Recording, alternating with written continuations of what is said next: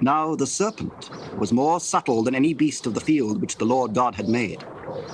And he said unto the woman, Yea, hath God said, Ye shall not eat of every tree of the garden?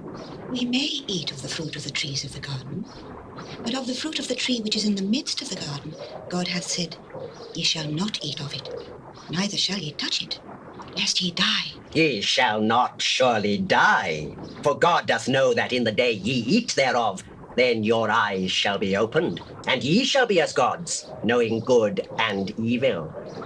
And when the woman saw that the tree was good for food, and that it was pleasant to the eyes, and a tree to be desired to make one wise, she took of the fruit thereof, and did eat, and gave also unto her husband with her, and he did eat.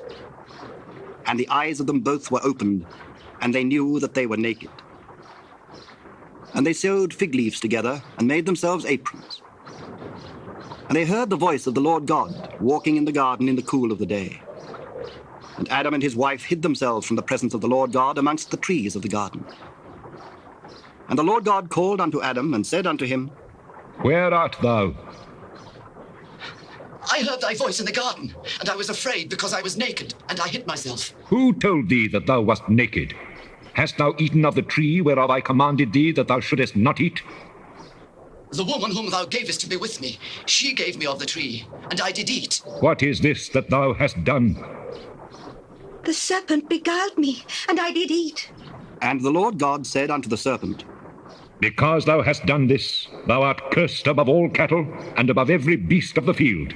And upon thy belly shalt thou go, and dust shalt thou eat all the days of thy life. And I will put enmity between thee and the woman, and between thy seed and her seed. It shall bruise thy head, and thou shalt bruise his heel.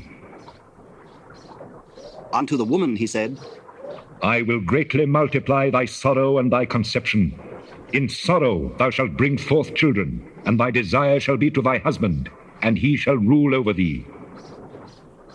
And unto Adam he said, Because thou hast hearkened unto the voice of thy wife, and hast eaten of the tree of which I commanded thee, saying, Thou shalt not eat of it, cursed is the ground for thy sake. In sorrow shalt thou eat of it all the days of thy life.